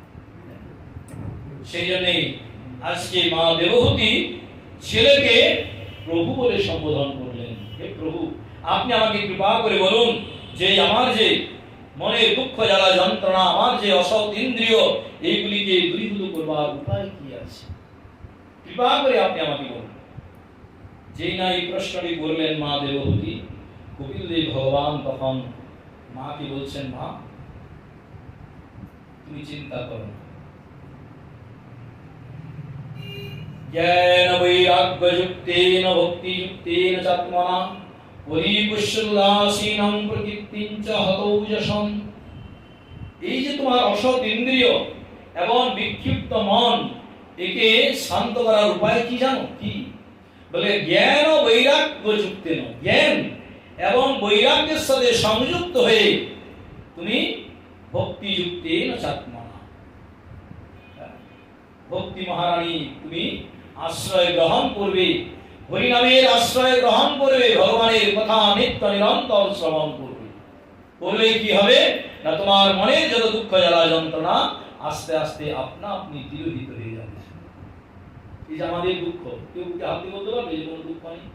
কোনো না কোনো দুঃখে আমরা প্রত্যেকেই কম বেশি জর্জরিত, কিন্তু এই দুঃখকে দূরীভূত করবার একমাত্র মহামৌষধি বা মহা উপায় হচ্ছে হরি কথা, কৃষ্ণ কথা, ভগবানের গুণগাথা। নাম ছাড়া এই কলিযুগে কেন কোন যুগেই এই দুঃখকে দূরীভূত করবার আর কোনো উপায় নেই। সেই জন্য বলেন, মা তুমি জ্ঞান ও বৈরাগ্য যুক্তেন ভক্তি যুক্তি, জ্ঞান এবং বৈরাগ্যের সাথে সংযুক্ত হয়ে তুমি আমার কথা শুনবে। কোথায় জানো? কোথায় না, সাধুদের মুখে। যাত্রার মুখে শুনলে হবে না, হরি কথা কলিযুগে পাওয়া যাবে, যেখানে সেখানেই পাওয়া যাবে, যত্রতত্র পাওয়া যাবে। কিন্তু দেখুন এগুলো খুব সাবধান করে দিয়েছেন আমাদের। কি বললেন কপিল দেব? ভগবান বলছেন, এগুলো আমাদের কথা নয়, কোনো মহাজনীয় বাক্যও নয়, সাক্ষাৎ ভগবান বলছেন যে তুমি সাধু মুখে হরিকথা শ্রবণ করবে, করলে কি হবে? তোমার মনে যত দুঃখ যারা যন্ত্রণা সব দূরীভূত হবে। না যুজ্যমানয়া ভক্ত্যা ভগবত্তাখিলাতমণি সদিশোয়স্তি শিবপন্থা যোগিনাং ব্রহ্ম সিদ্ধে। হরিকথা বললেই তো পারতেন, তা সাধু মুখে কেন বললেন? বলার তাৎপর্য আছে। কেন বলেন? এই বর্তমান কলিযুগে যেমন গোদুগ্ধ, গাভীর দুধ, সেটা হচ্ছে উপাদেয়। ওই ছেলেকেই খাওয়ান, যুবককেই খাওয়ান আর বুড়োকেই খাওয়ান, কি হবে? তার শরীরে বল হবে, শক্তি হবে। কিন্তু সেই দুগ্ধটা যদি কখনো সাপে মুখ দেয়, কি হবে? ওটা খাওয়ালে শরীরে বল হবে? প্রাণটাই চলে যাবে। সেই জন্য হরিকথা মঙ্গলদায়ক। হরিকথা কৃষ্ণ কথা শুনলে মঙ্গল হবেই হবে, কিন্তু কোথায় শুনতে হবে, কার মুখ দিয়ে শুনতে হবে সেটা আগে ভালো করে জানতে হবে। সাধুর মুখ দিয়ে শুনতে হবে। সাধু মানে গলায় মোটা মোটা মালা থাকবে, কপাল ভর্তি তিলক থাকবে, গায়ে গেরুয়া বসন থাকবে, এইগুলো সাধুর লক্ষণ? বলেন না, এগুলো সাধুর বেশ, কিন্তু এগুলো সাধুর ভূষণ নয়। সাধুর লক্ষণ বলে দিয়েছেন কপিল দেব ভগবান নিজে। অর্থাৎ যার মধ্যে ন্যূনতম হরিভজন থাকবে, ত্রিসন্ধ্যা গায়ত্রী জপ, গুরু মন্ত্র জপ করবে, এগুলো নিন্দা নয়। সারাদিনে কোনো জপ ধ্যান কিছু নেই, একবার হরিনামও করা নেই, বারুণ না করে ঘুরে বেড়ালাম আর বেশাসনে বসার সময় তিলক করে বসে পড়লাম, এদের মুখে হরিকথা শুনে কি মঙ্গল হবে? সেও নিজেও অট্টালিকায় যাবে, আর যারা শুনবে তাদেরও কোনো মঙ্গল হবে না, বরং অমঙ্গল হবে। সেই জন্য যিনি ব্যাসপীঠে বসবেন তিনি প্রথমেই সদাচারী, নিষ্ঠাবান, ভজনশীল ব্রাহ্মণ হবেন। ব্রাহ্মণের মুখে হরিকথা শোনার কথা ভাগবতে বলেননি, কিন্তু এখন যে সে বসে পড়ছে, মেয়েরাও বসে পড়েছে। এখানে মেয়েদিকে হওয়া পারেননি, তারাও হরিকথা বলবে, কিন্তু ব্যাসপীঠে বসার অধিকার সকলের নেই। এটা ব্যাসপীঠ, ব্যাসদেবের আশ্রম। কেন? তারা অনেক সময় অসুচি থাকে, অপবিত্র থাকে, কিন্তু আজকে কে তোয়াক্কা করছে? কীর্তনিয়াই বলুন, পাঠকেই বলুন, এখন আর কেউ মানামানি করবে না। তাই কি করলেন কপিল দেব ভগবান মা দেবহূতিকে বললেন যে মা, তুমি এরকম জ্ঞান এবং বৈরাগ্যের সাথে সংযুক্ত হয়ে তুমি আমার অমল চরিত গাথা গুণগাথা শ্রবণ করবে, নির্বিন্নাম নিতরাং ভ্রমণ সতীন্দ্রিয় দর্শনা। তোমার সমস্ত ইন্দ্রিয়গুলি প্রশমিত হয়ে যাবে যদি তুমি ঠিক ঠিক ভাবে মন দিয়ে হরিকথা শ্রবণ করতে পারবে। এগুলো সাক্ষাৎ প্রমাণ। যতই দুঃখ কষ্ট আসুক না কেন আমাদের মধ্যে, দেবের কোথাও হরিকথা হচ্ছে মন দিয়ে, ওই এক কান দিয়ে শুনলাম আর এক কান দিয়ে বেরিয়ে গেলাম, একবারে মন দিয়ে শ্রবণ করবেন, দেখবেন কখন আপনার মনে দুঃখ জ্বালা যন্ত্রণা দূরীভূত হয়ে গেছে, চলে গেছে, আপনি নিজেই বুঝতে পারবেন না। এগুলি হচ্ছে হরিকথা শ্রবণের সাক্ষাৎ ফল। হবে না? হতেই হবে। তাই কি করলেন? প্রসঙ্গম অজরং পাশমাত্মন কবয়ো বিদু স এব সাধু সুকৃত মোক্ষধারম অপবৃতম। এই জন্য প্রকৃত যারা সাধু তারা হচ্ছেন আমাদের সংসার বন্ধন থেকে দূরীভূত করে মোক্ষ প্রাপ্ত করার তারা একমাত্র হচ্ছেন অবলম্ব। এই জন্যই তো বারবার করে আমাদের আচার্যগণ বলেছেন না যে সাধু সঙ্গ সর্বশাস্ত্রে কয়, লবমাত্র সাধু সঙ্গী সর্বসিদ্ধি হয়। দিনের পর দিন, মাসের পর মাস সাধু সঙ্গ করা দরকার। ঠিক ঠিক সাধুর যদি সঙ্গ আপনার এক মুহূর্ত কাল হয়ে যায়, তাহলে আপনার বেড়া পার হয়ে যাবে। এই জন্য সেই সাধু কোথায় পাবেন? সাধু এই জন্য সাজা যায়, কিন্তু সাধু হওয়াটা কঠিন। তাই বললেন স এব সাধু সুকৃত মোক্ষধার অপবৃতম। এইরকম সাধুর মুখ দিয়ে তুমি হরিকথা শ্রবণ করবে। কেন? হরিকথা শুনবে বললেই তো পারতেন, তাহলে সাধু শব্দটা এখানে যোগ করলেন কেন? বলেন না, সাধুর মুখে না শুনলে ক্রিয়া হবে না, কাজ হবে না। মুখে আমি বড় বড় কথা বললাম ব্যাসপীঠে বসে, আসনে বসে, আর বিন্দু মাত্র আমার মধ্যে তার এক কণিকাও নেই, হরি ভজন নেই, ভজনের প্রতি আগ্রহ নেই, ওই কথার কোনো দাম নেই। মহাপ্রভু প্রথমেই বলে দিলেন, আপনে না আচরিলে ধর্ম শিখানো না যায়। মহাপ্রভু স্বয়ং গোলক বিহারী শ্রীহরি সচিনন্দন, কি প্রয়োজন ছিল তার সন্ন্যাস নেওয়া? কি প্রয়োজন ছিল এত কষ্ট করা? তিনি তো রাজাধিরাজ সম্রাট ছিলেন, বেশ খাটে বাটে থাকতে পারতেন না, দিনহীন তিনি ভিখারি সাজলেন। কেন? না, আমাকে জগৎ জীবকে, পামর জীবকে উদ্ধার করতে হবে। সেই জন্য কি করলেন? এই কথা যখন কপিল দেব ভগবান বলছেন না মা দেবহূতিকে, মা দেবহূতি তখন একটা মনে প্রশ্ন আছে, বললেন বাবা তুমি যে বলছো আমাকে সাধু মুখে হরিকথা শুনতে, তা আমি চিনব কি করে কে সাধু? গেরুয়া কাপড় পরলেই সাধু, নাকি কপাল ভর্তি তিলক করলেই সাধু, না সারা গলা ভর্তি মালা পরলেই সাধু? বলেন না, এগুলো সাধু বেশ, এগুলো ভূষণ নয়, সাধুর লক্ষণ আমি তোমায় বলে দিচ্ছি। এই বলে কি করলেন? কপিল দেব ভগবান মা দেবহূতিকে ভগবান বলে দিচ্ছেন, এটা আমাদের কথা নয়। বলেন মা তুমি এই লক্ষণগুলি যার মধ্যে দেখবে তাকেই তুমি সাধু বলে জানবে। কি লক্ষণ? তিতিক্ষব কারুণিকা সুহৃদ সর্বদেহিনাম অজাতশত্রব শান্তা সাধব সাধু ভূষণা। তিনি কি খেলেন, কি পড়লেন, কি করলেন সেটা পরের কথা। প্রকৃত সাধুর চেনার উপায় হচ্ছে কি? বলেন তিনি তার মধ্যে থাকবে তিতিক্ষা, তিতিক্ষা থাকবে, কোন বস্তুর প্রতি তার কোন লোভ থাকবে না। তিনি করুণার পূর্ণ মূর্তি হবেন, অন্যের দুঃখ দেখলে যার হৃদয়টা বিগলিত হয়ে যাবে, জীব দুঃখে সদা আখি ছল ছল। হায় হায়, এত দুঃখ কষ্ট পাচ্ছ, ভগবানের নাম করো, হরি ভজন করো, তোমার সমস্ত দুঃখ দূরীভূত হয়ে যাবে, তোমার জীবন ধন্য হয়ে যাবে, সার্থক হয়ে যাবে। সাধু ঠিক এইরকম উপদেশ করবেন। সাধু তাকে সান্ত্বনা বাক্য দেবেন, তিনি কখনো তার ওই কাটা ঘাই নুনের ছিটে দিবেন, এটা সাধুর চরিত্র নয়। সাধু হবেন করুণার পূর্ণ মূর্তি, কারুণিকা, সুহৃদ, তিনি হবেন বন্ধু, তিনি কারো শত্রু হবেন না, সুহৃদ সর্বদেহিনাম, সমস্ত প্রাণীর মধ্যে তিনি ভগবানকে দর্শন করবেন। আর কি হবেন? অজাত শত্রু শান্তা, তিনি হবেন অজাত শত্রু। অজাত শত্রু কাকে বলে?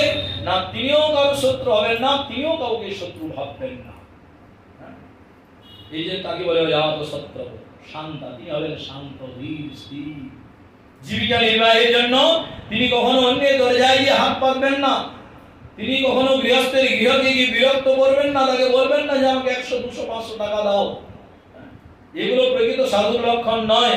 এইগুলো যারা করবে তাদের মধ্যে সাধুর স্বটাও নেই।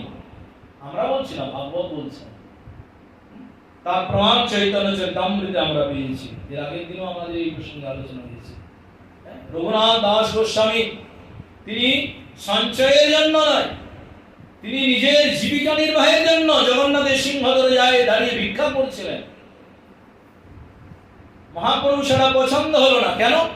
আরে যিনি বৈরাগী হবেন তিনি দরজায় দাঁড়িয়ে কেন ভিক্ষা করবেন? তার যদি ভগবানের প্রতি বিশ্বাস থাকে, তিনি যদি নিষ্ঠা করে হরিভজন করেন, তাহলে ভগবান, আমি বলছেন গীতাতে বলা নেই, যোগস্কেমম বহান্যহম দদান্যহম বলেননি, আমি দান করব না, আমি নিজের কাঁধে করে বয়ে তাকে দিয়ে আসবো। বিশ্বাস করি, মুখে বলছি, কাজে কোথায়? মুখে বললে হবে না, কাজে করে দেখাতে হবে। সেই জন্য আপনি আচরি ধর্ম জীবেরই শিখায়, আপনি না আচরিলে ধর্ম শিখানো না যায়। এই জন্য আগে আচরণশীল হতে হবে, তারপরে তুমি বড় বড় কথা বলবে। আচরণেই নেই, আর কথা বলতে লাগলাম, ওই কথার কোনো দাম নেই। সেই জন্য কি বললেন? এইরকম অজাত শত্রু শান্তা সাধব সাধু ভূষণা। হে মা দেবহূতি, তুমি এইরকম সাধুর মুখে যদি হরি কথা শ্রবণ করতে পারো, তাহলে তোমার আর কোনো দুঃখ থাকবে, সমস্ত দুঃখ কষ্ট সব তোমার দূরীভূত হয়ে যাবে। সেই জন্য কে কি বললো, গলায় তুলসী মালা পরেছি, পাড়ার লোক দেখে হাসবে, কপালে তিলক দিলে আত্মীয় স্বজন কটূক্তি করবে, এই চিন্তা করলে ভক্তি জগতে অগ্রসর হওয়া যাবে না। সব কিছুকে দূরে পরিহার করে, কেন সময় তো আমাদের নেই, সময় চলে যাচ্ছে নদী, বলেছেন না, সময় চলিয়া যায় নদীর স্রোতের প্রায়। নদীর যে স্রোতটা চলে গেছে একবার, ওটাকে হাজার চেষ্টা করলো, পাথরে মাথা ফাটিয়ে দিল, ওই স্রোত কোনোদিন আর ফিরে আনা যাবে না, চলে গেছে। তেমনি আমাদের জীবন থেকে যে দিনটা একবার চলে যায়, ওটাকে হাজার চেষ্টা করলো আর ফিরে আনা যাবে না। সেই জন্য আর দেরি নয়, এখনো সময় আছে। হ্যাঁ, এই জন্য কি বললেন, এখনই অভ্যাস করো হরি হরি সদা স্মরো, জিহ্বারে করিয়া লহ বশ। জিহ্বাকে ব্রশ করে না, না হলে ওই শেষ বয়সে, শেষ সময় যাবার সময়, তখন আর মুখ দিয়ে হরি বেরোবে না, হবি বেরিয়ে আসবে। কেন সারা জীবন হরি বলনি, তখন কি আর হরিনাম বেরোবে? এই জন্য এখন থেকে অভ্যাস করে না, যাতে যাওয়ার সময় তোমার মুখ দিয়ে অন্য কথা না আসে, হরিনামই আসবে। হ্যাঁ, সেই জন্য খুব সুন্দর সুন্দর কথা আমাদের আচার্য এত সুন্দর কথা বলেছেন না। কি বললেন? সুখদেব গোস্বামী পাদ মহারাজ পরীক্ষিতের নিকটে যেমন বর্ণনা দিয়েছেন, তেমনি আমাদের আচার্যগণ বলেছেন। কি বললেন? যার মুখে ভাই হরি কথা, তার কাছে তুমি যেও না। যার মুখে ভাই হরি কথা, তার কাছে তুমি যেও না। যার মুখ হেরি ভুলে যাও হরি, যার মুখ হেরি ভুলে যাও হরি, তার মুখ পানে চেও না। যার মুখে ভাই হরি কথা, তার কাছে তুমি যেও না। সুন্দর কথা।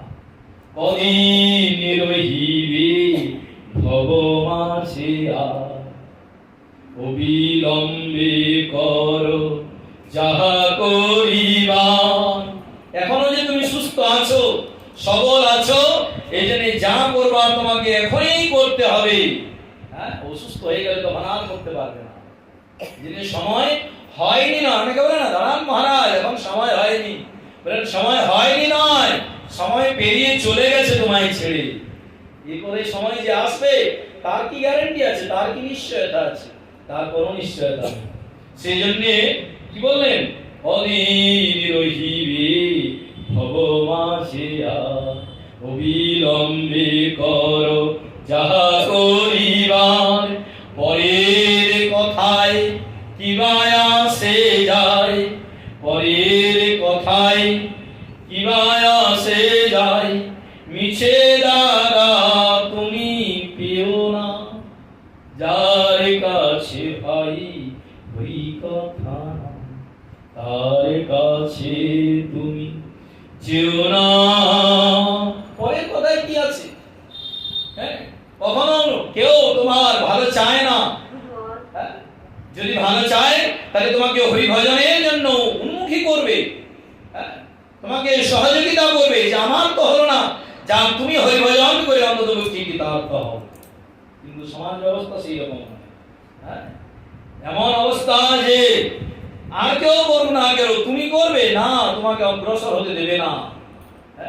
হরি ভজনে তোমাকে যেতে দেবে না, তোমাকে পিছনে ধরে টানবে। সেই জন্য কারোর কথা শুনলে হবে। কি বলেন? কে তোমাকে কবে কি কথা কহিবে, সে কথা ভাবিবে আর কি চলিবে। পরের কথা শুনে কিন্তু দাঁড়িয়ে থাকলে হবে না, তোমাকে ভগবানের দিকে অগ্রসর হতে হবে। কে তোমাকে কবে কি কথা কহিবে, সে কথা ভাবিবে আর কি চলিবে।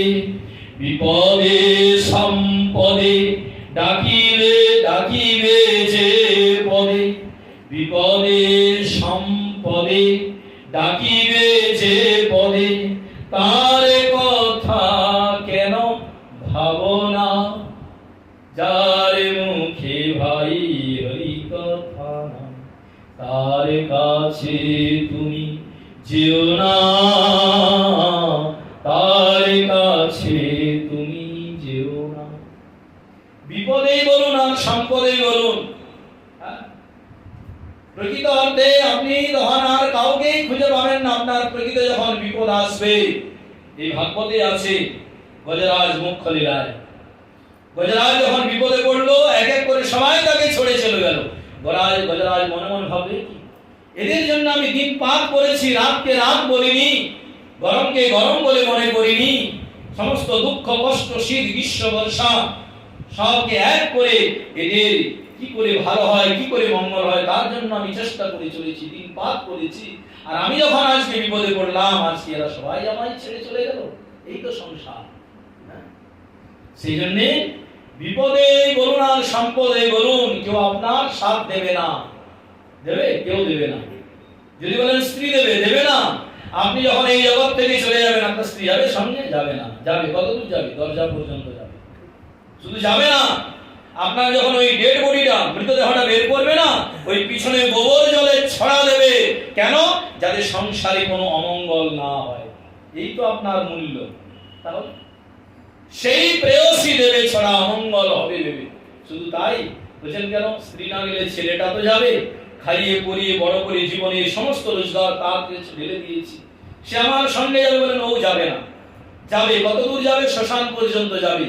গিয়ে তোমাকে ভালো করে ঘি মাখিয়ে স্নান করিয়ে আর চিতায় চাপিয়ে তোমার মুখে আগুনটা বুঝে দেবে, দিয়ে দেহটাকে পুড়িয়ে দিয়ে স্নান করে ঘরে ফিরে আসবে। দিয়ে সামান্য সম্পত্তি নিয়ে ভাই ভাই ঝগড়া করবে। এই তো সংসার। তাহলে কেউ তোমার বিপদের সামনে আসে। সেই জন্য তোমার বিপদ থেকে তোমায় নিজেকে উদ্ধার করার চেষ্টা করতে হবে।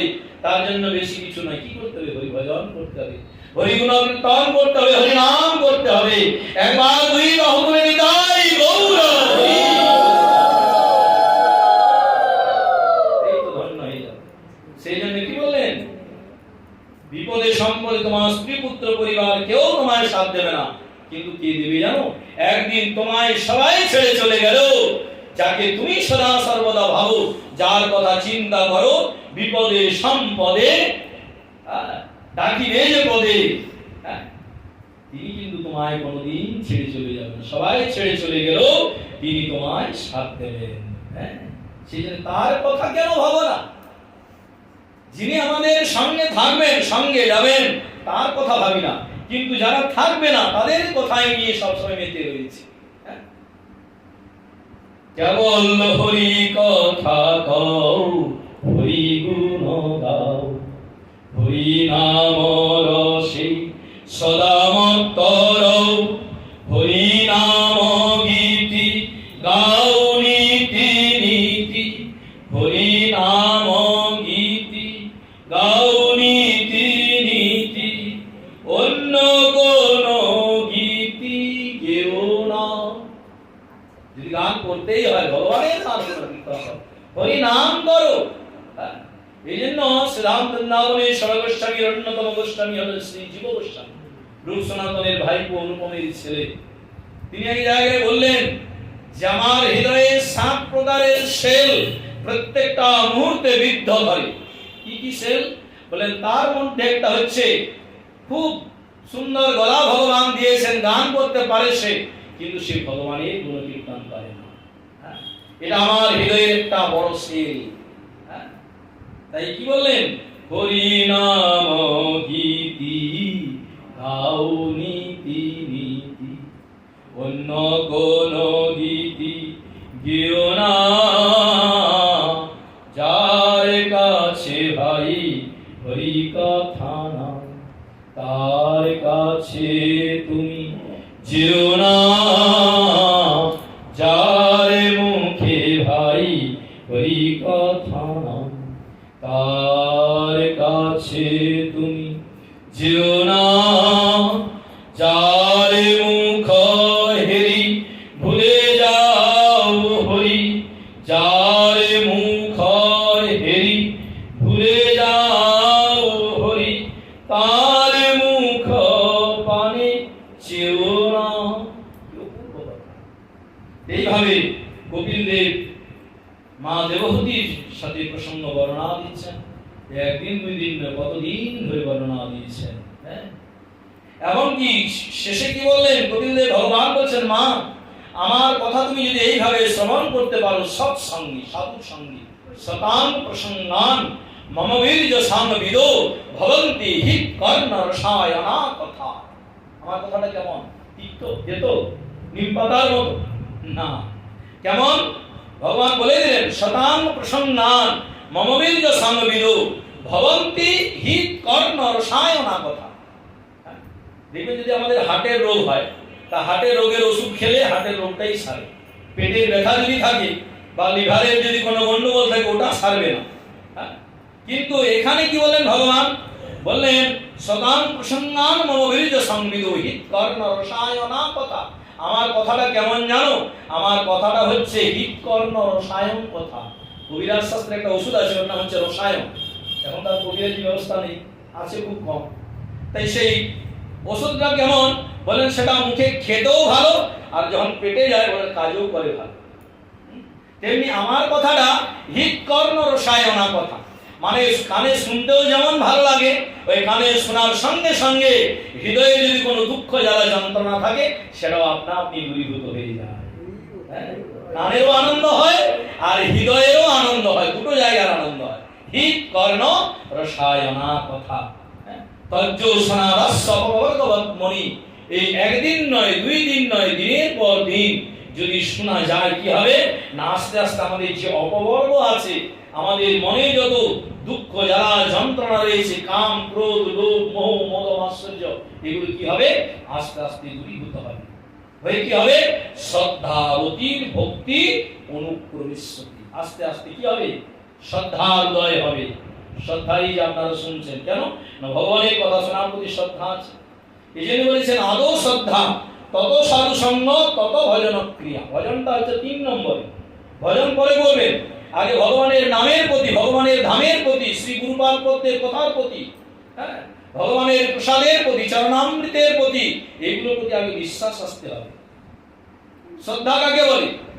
শ্রদ্ধা শব্দ কহে সুদৃঢ় নিশ্চয়, দৃঢ়তার সাথে বিশ্বাস করার নাম হচ্ছে শ্রদ্ধা। এই জন্য আগে বলেছেন শ্রদ্ধা, তারপরে সাধু সঙ্গ করবেন। শ্রদ্ধাটা যদি গাঢ় হয় তখন সাধু সঙ্গ করলে কাজ হবে, তার আগে কাজ হবে। তাই কি বললেন? শ্রদ্ধা রতি, রতি মানে রুচি জন্মাবে। তারপরে রতির থেকে কি হবে না ভক্তি অনুপ্রবিশতি। আগে শ্রদ্ধা, তারপরে রতি, শেষে ভক্তি, দেবীর সাথে সাক্ষাৎ হবে। অন্য যুগে ভক্তি সুদূর করা হতে ছিল, কিন্তু কলিযুগে মহাপ্রভু ভক্তিটাকে সহজ করে দিয়েছেন। কোথায় ভক্তি আছে? ভক্তি আছে যে হরিনাম যে গুরুদেব আমাদের দিয়েছেন, এই নামের মধ্যেই ভক্তি আছে। ভক্তিটা মেশানো আছে, দেখা যায় না কিন্তু আছে। যেমন গো দুগ্ধ, দুগ্ধের মধ্যে অনেক কিছু আছে। কি কি আছে? দই আছে, ছানা আছে, মাখন আছে, ঘি আছে, ঘোল আছে, আছে না? কিন্তু দেখা যায় যায় না, কিন্তু আছে। কি করলে পাওয়া যাবে? প্রক্রিয়া করলে পাওয়া যাবে। তেমনি এই হরি নামের মধ্যে ভক্তি আছে, কিন্তু এটা নিত্য নিরন্তর নিরায় বসে একান্তে জপ করতে হবে। একদিন 2 দিন নয়, দিনের পর দিন অহর্নিশি করতে হবে। করলেই তুমি ভক্তি পাবে। ভক্তি মহারানী তোমার হাতের মুঠোয় এসে ধরা দেবেন। এই যে কি বলেন? স্বভক্তি শ্রিয়ম হরিপূর্ণ সুন্দর দুতি কদম্ব সন্দীপিত সদা হৃদয় কন্দরে স্ফুরতু অশ্বচি নন্দন। আমরা আজকে কথা দীর্ঘায়িত করব না। আজকে শ্রীমদ্ ভাগবতী কথা আমরা এইখানে বিশ্রাম দিলাম। আগামীকাল এর পরবর্তী অংশ যদি ভাগবতীর কৃপা হয় আমাদের শ্রবণের ইচ্ছা থাকবে। জয় নিতাই, জয় গৌর। আজকে যেহেতু একাদশী তিথি, আজকে হরিকথা আমাদের দান করেছেন বিশ্বজিৎ কুণ্ডু, সেজন্য তার এবং তার পরিবারের প্রতি করুণাময় ভগবানের আশীর্বাদ শতধারায় বর্ষিত হোক। তার প্রতি শ্রী গুরুপাদ পদ্মের এবং ভগবানের আশীর্বাদ বর্ষিত হোক। হরি ভজনে তিনি অগ্রসর হোক, এই প্রার্থনা আমরা ভাগবত ভগবানের কাছে জানাই। আমাদের আশীর্বাদ করার ক্ষমতা নেই, তাই ভাগবত ভগবানের আশীর্বাদ তার পরিবারের প্রতি, তার প্রতি শত সহস্র ধারায় বর্ষিত। শ্রী কৃষ্ণ ভজনী ভক্তি ভজনী অগ্রসর হইতেই আমরা ভগবানের জয় নিতাই, জয় গৌর, জয় জয় শ্রী রাধে শ্যাম। আসুন আমরা হরিবাসর কীর্তন, যেহেতু আজকে হরিবাসর তিথি, আমরা একটু কীর্তন করে, আমরা পাঠের কীর্তন করে, হরিবাসর কীর্তন করে আজকে আমরা বিশ্রাম দেব। জয় জয় রাধে।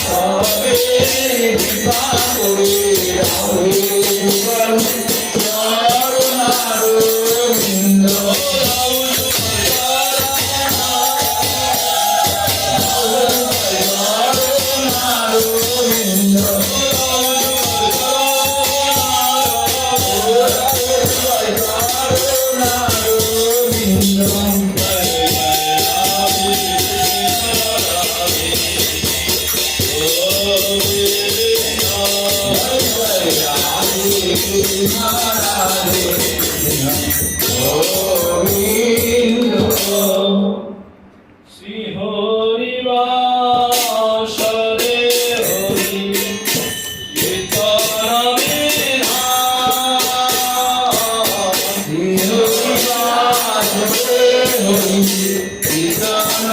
বিধান হরে নিত্যয়ানো বিনা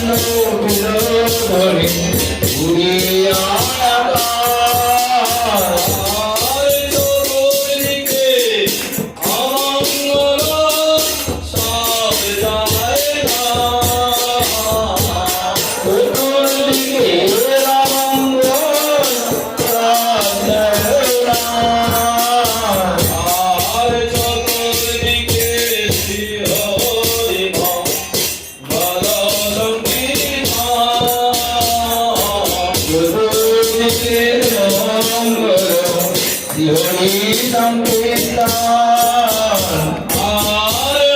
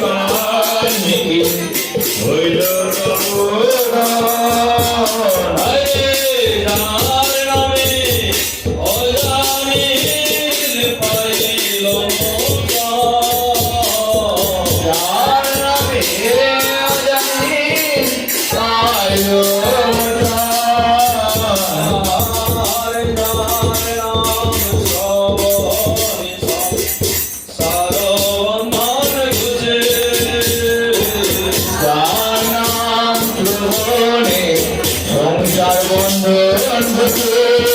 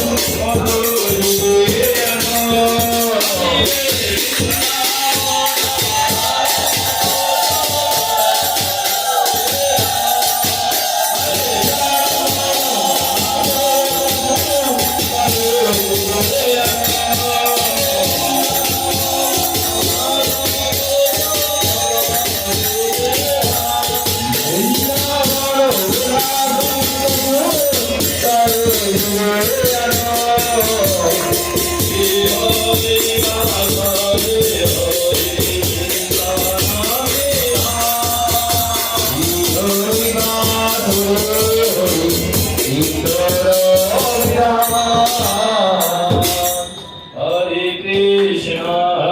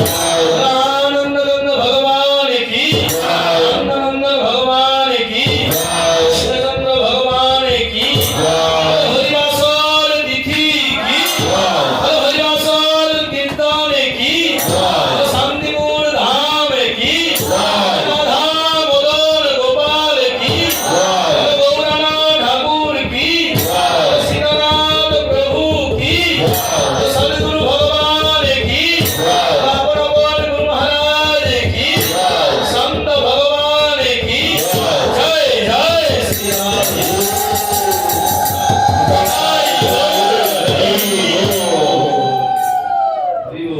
সবাই প্রসাদ নিয়ে যাবেন, ফুল প্রসাদ দেন।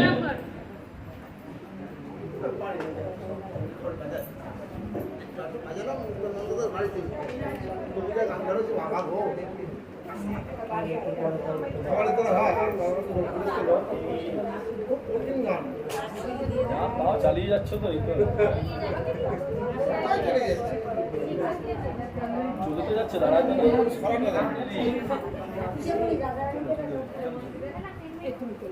আমি এখন পোশাক